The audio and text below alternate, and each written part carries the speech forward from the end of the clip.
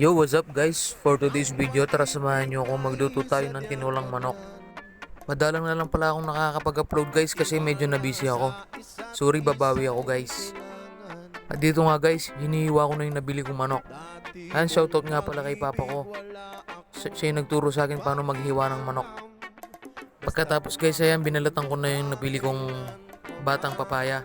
Wala kasi akong nabiling sayote dito guys kaya yan binili ko na lang papaya. Pwede naman yan guys at saka mas masarap nga yan medyo manamis-namis. Tapos hiwain lang natin ng medyo pahaba na medyo maliliit lang guys. Pagkatapos ko nahiwa yung papaya guys, ayan sinet aside ko muna. At naghiwa naman ako ng bawang, sibuyas at saka ng luya. Tadtaran lang natin ng maliliit yung bawang guys. Tapos yung sibuyas kahit hindi masyadong matadtad. Tapos yung luya, hiwain lang natin ng pahaba guys.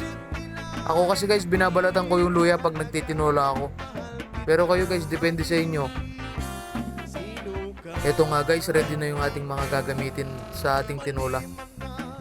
Meron pa kasi akong tirang ceiling red kaya hindi na ako bumili ng ceiling green. Ayan, sayang naman kasi guys, masisira lang. So dito guys, nagpainit na ako ng mantika para umpisahan na natin yung panggigisa. Tapos nung medyo mainit na yung mantika guys, ayan, igigisa na natin yung sibuyas.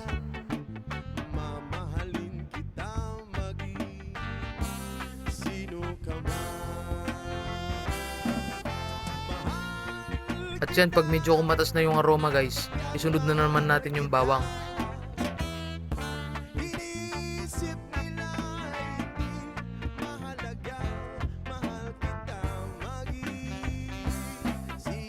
At pag medyo na golden brown na yung bawang guys, pwede na natin isunod yung laya.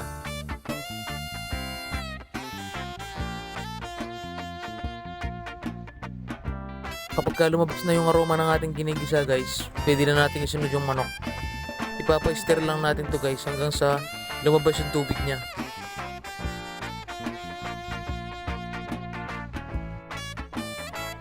At yan, kapag tumabas na yung tubig niya guys, pwede na yan. Halu-haluin lang natin para magpantay-pantay yung pagkakaluto niya guys.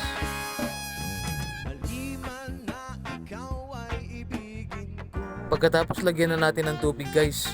Kayo nang bahala kung gaano karaming gusto nyo ng tubig na ilagay. Ako talagang dinamihan ko yung tubig guys kasi gusto ko maraming sabaw. Para kahit sabaw pa lang ulam na. Tapos lagyan na natin ng pampalasa guys. Lagyan natin ng asin. Lagyan din natin ng konting paminta.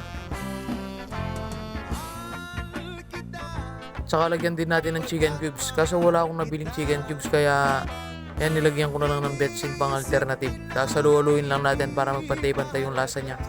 At pagkatapos guys, papakuluan lang natin to hanggang sa lumambot yung manok. At kapag kumukulo na siya guys, ilagay na natin yung papaya.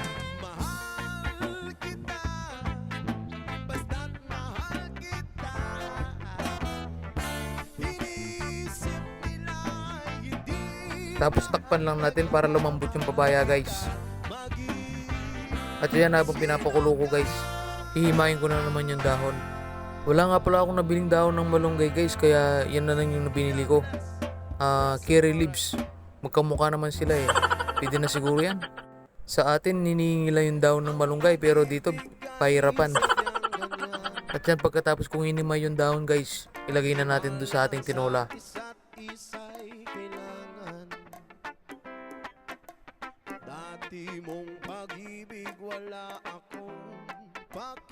Isabay na rin natin ilagay yung sili guys.